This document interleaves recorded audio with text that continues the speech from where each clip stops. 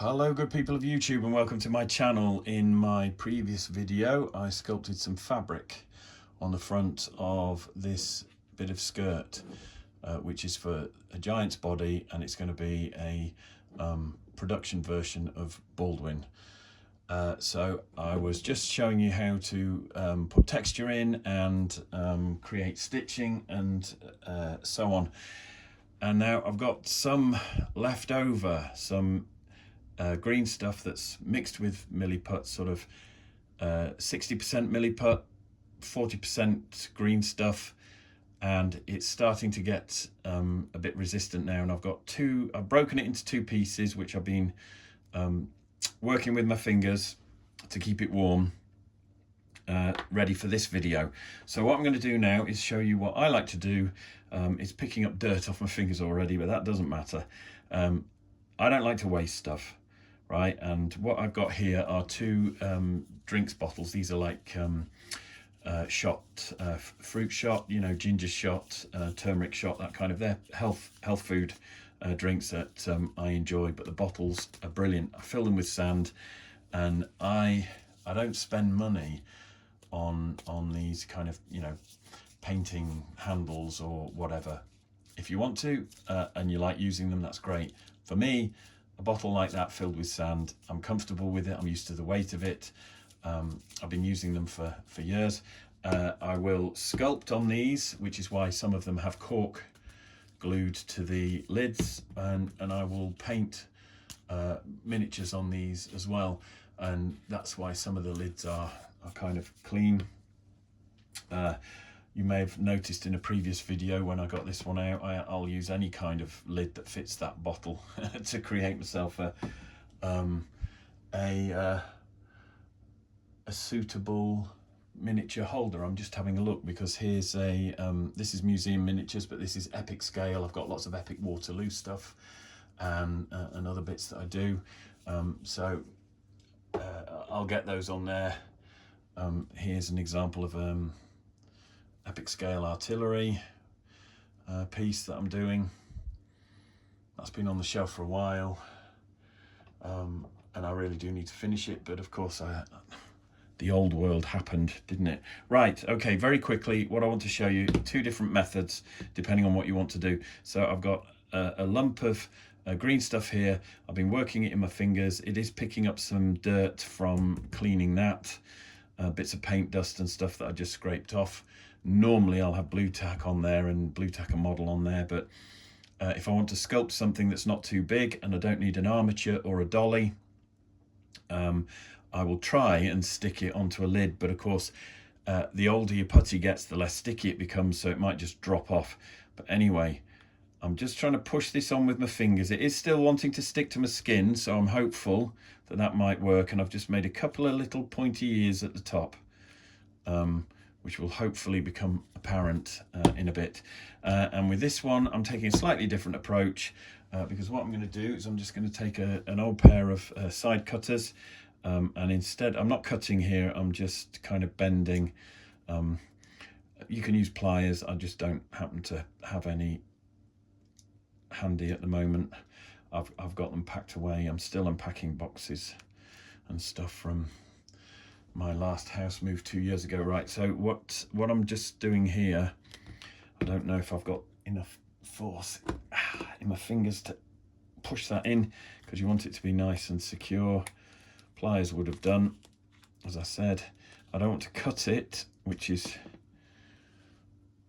there we go. No, probably should have just done one bit first, then bent it over. There we go, that's it. Just drag that down. It's only to demonstrate another method, that's all. Right, so there we've got a little hoop that I've created in wire, and then I'm going to take this other bit of drying putty, which is, you know, curing at a rate of knots, and I'm folding it over that little hoop, and I'm pressing it to make sure that it's firmly around that little wire hoop, and that it, you know, it's not going to come off, it's not going to move. And then I'm going to, because it's not sticking to the cork, which shows that the putty is, you know, really reaching reaching a point where it's almost unworkable. It'd be all right for doing rope like I've shown in a previous video, but right there we have two kind of Pac-Man ghost type shapes. Maybe obvious to some of you what I'm going to do with these, but this is it. This is a nice little bit of leftover green stuff that you don't want to waste. Let's just put that one to one side. And again, sculpting implements with the handles with a bit of texture. I'm just rolling over very quickly, trying to remove hints of fingerprints, that kind of thing. And I'm just working that over and over and over again, and then I don't know if you can see this, hopefully it's focusing. I'm then going to go around the bottom and start tucking the bottom in a little, so that it's not splayed quite so much. It looks like it's actually sitting. But this is awkward, this one, because I haven't actually stuck this down. This was just pushed on the lid. There's nothing inside, and that's why I'm showing you both methods, because this actually wants to fall off. So I'm going to be a bit more brutal with that and try and just create an edge. There. This is obviously, because I'm filming, it's kind of like, yeah, if it's going to go wrong, it will go wrong. But I've created a bit of texture, rolled a bit of texture on there. I'm doing it gently, not being too forceful. And then I'm just going to take the edge of the sculpting tool at the top and just try and push in a little ear, and do the same on that side there. Squeeze it over with fingers, and then just score a line around the top to make it look bunched up. Hopefully you saw that. Do the same again there, just with the edge of the sculpting tool, pressing it in, scoring a line round to make it look bunched up. Right, okay, and this is nice and quick and simple. You can take your time at home, but obviously you are working with putty that's past it or left over. You don't want to waste. Back to the trusty old scalpel, and the same technique as I showed you in the previous video with the fabric on the giant's clothing. And I'm just going to run round the edge here, pushing, pressing. Yeah, and really you can be a bit more adventurous with this because it's a sack, and the stitching, if you push it in, it will kind of create the idea that the fabric is stretching and under tension. And then slightly off the center at the top, I'm going to do the same thing there, but pressing down a bit more rather than squashing in on that one. Right, so that's stitching. And then basically we'll take this flat side here,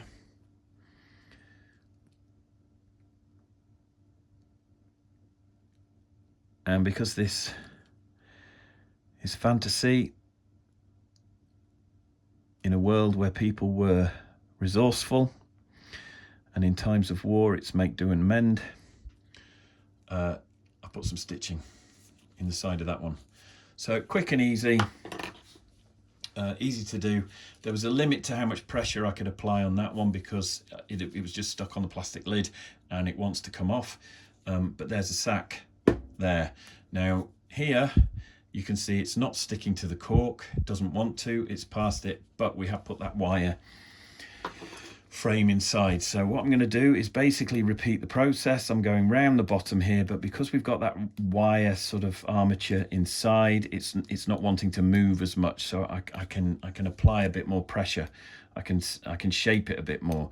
I can even use the sculpting tool across the front of the and the back of the bag to create these kind of folds or impressions. And this kind of stuff is good for whatever you might have, whether it's fantasy, old world, whether it's like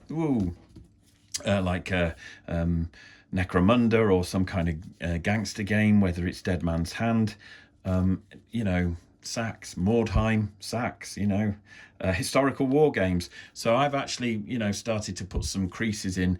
I'm exaggerating it slightly for the benefit of the camera.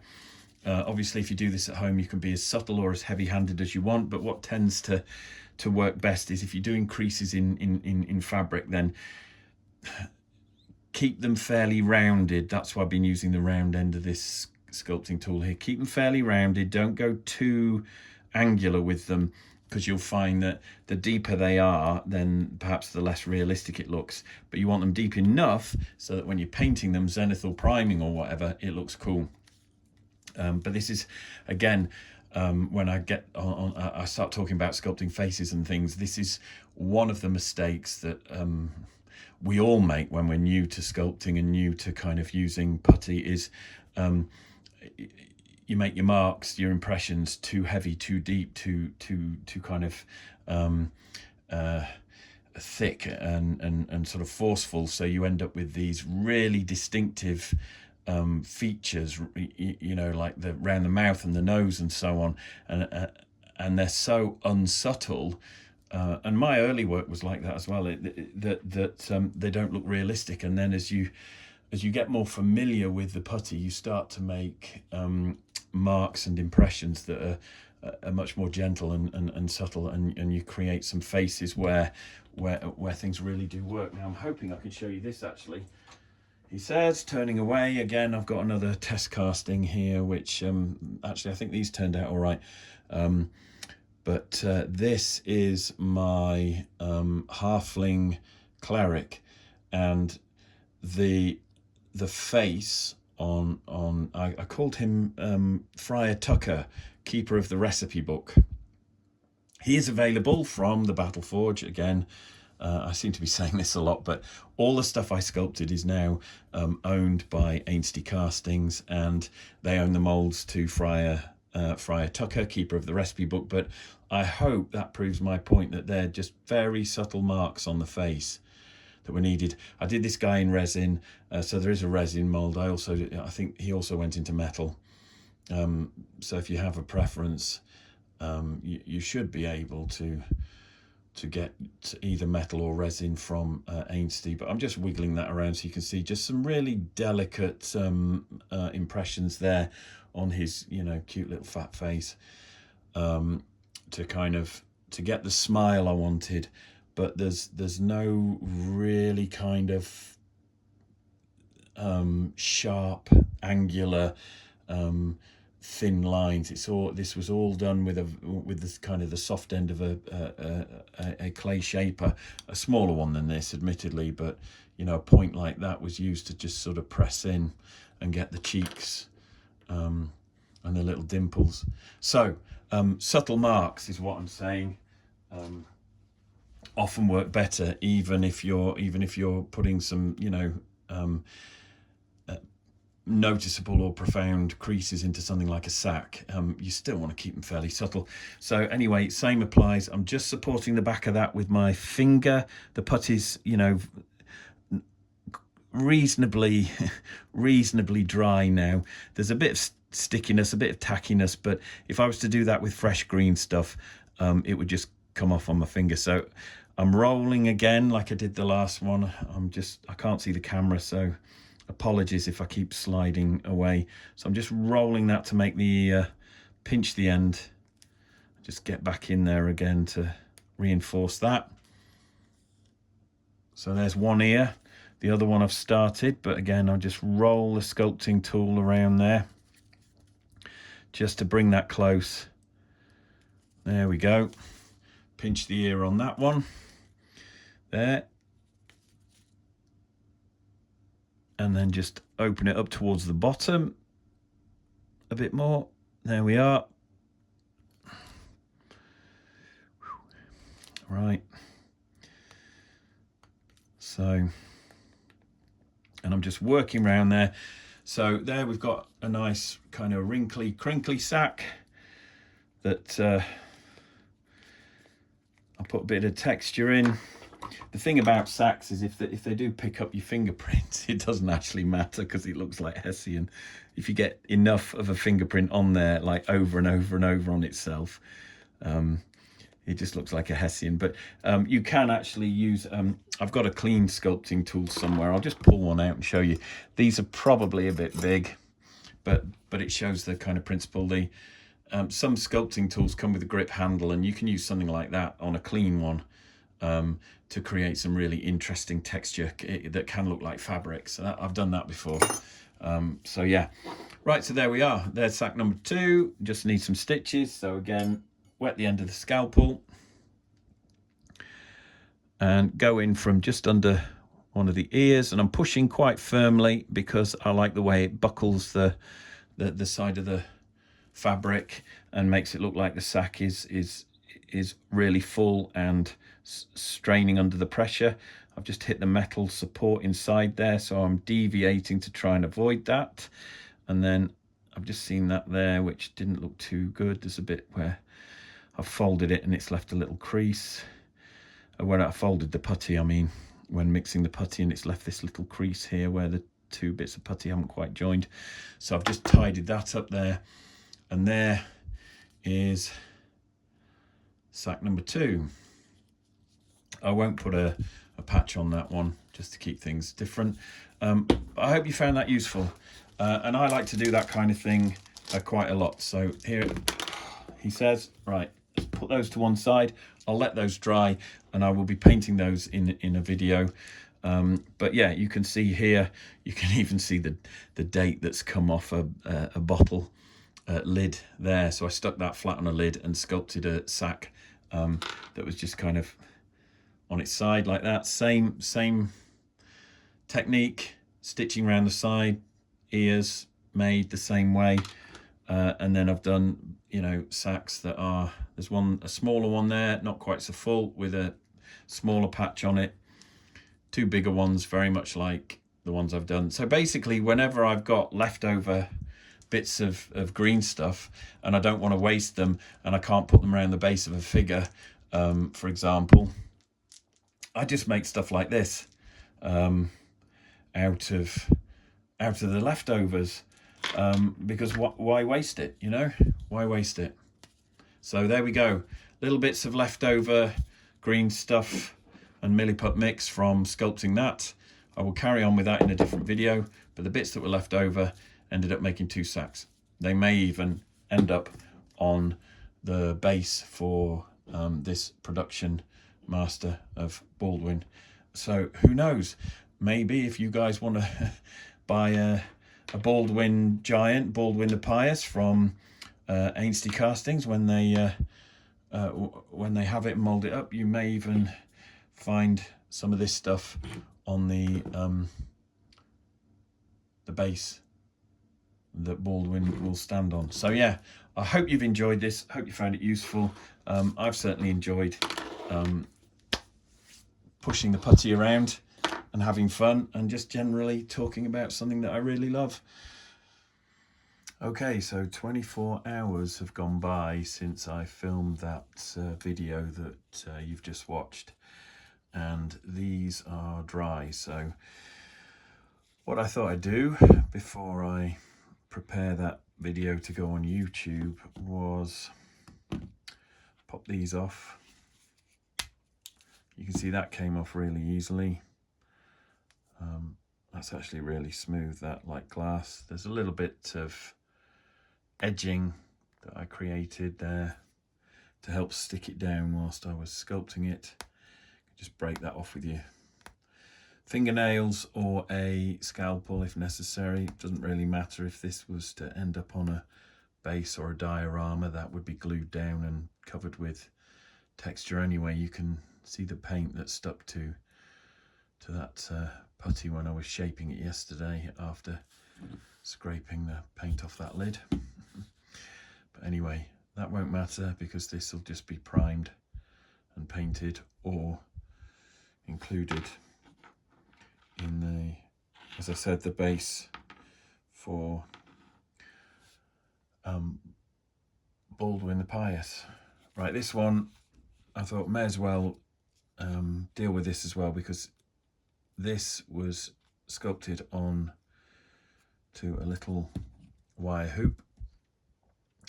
So this is what you get This is very typical actually of what comes off a cork if you're sculpting something to go in a mould. Particularly if it's a miniature, there'd be a dolly underneath, and sticking out of the feet or the bottom of the base would be these bits here.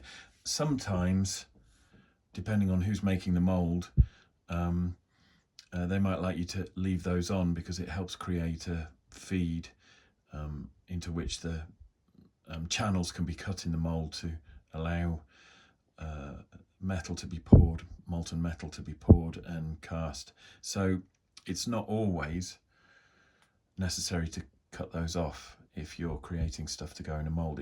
As I said, it depends who the mould maker is and how they want it.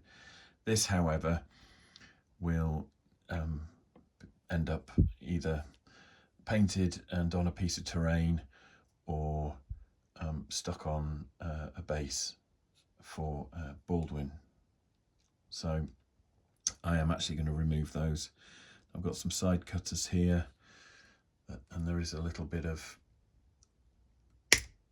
yellow green stuff on those, which the camera might pick up because I use that to cut into some putty before I mixed it.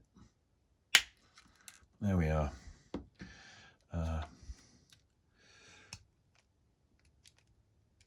Right, this not as flush as I would have liked, but you can, if you find that when you cut something you've sculpted off, you can either put a bit of green stuff there just to create a flat bottom, or even file them down with a metal file. But that's it. So my collection of sacks made from leftover green stuff putty is growing. I will be looking at doing other videos using leftover bits of green stuff. I've got these that just caught my eye. Here are some trapdoors of various different sizes that I created. Again, these were made using leftover bits. You can see they're slightly different colours there. I don't know if the camera's picking that up, but of course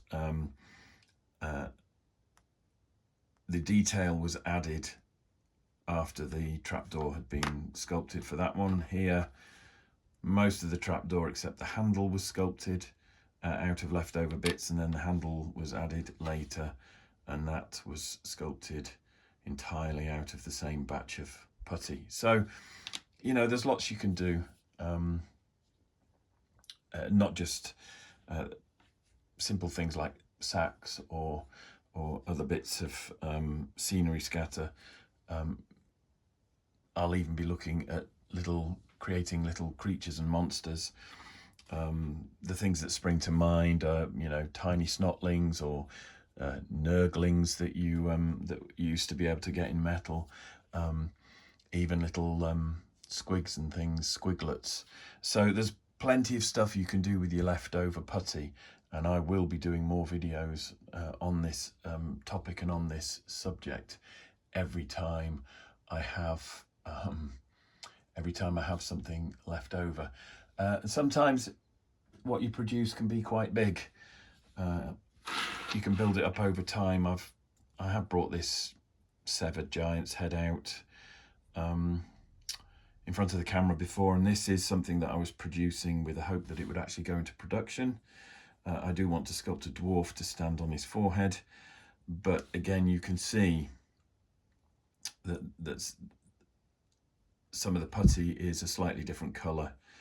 And again, this kind of model is something that you can create out of leftover bits, because it's big enough to build up in small stages and segments, whether you just add a few tufts of hair because you've got some left over, whether you put the tongue in because there's a bit of putty left over.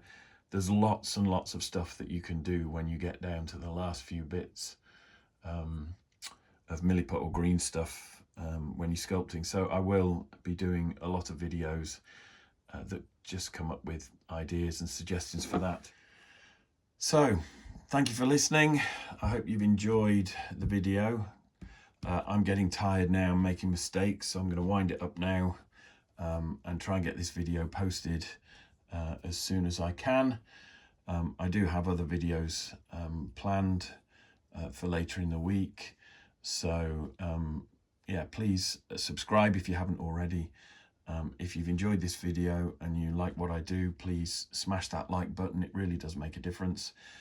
I really do appreciate all the likes and comments and everything. They help keep my YouTube channel active and relevant, and they let the YouTube algorithms know that people are interested in seeing the videos that I'm producing. So, as I said, I'm getting tired. I'm going to knock it on the head now, call it a night. Thanks ever so much for watching. Please take care, look after yourselves, and I will see you in the next one.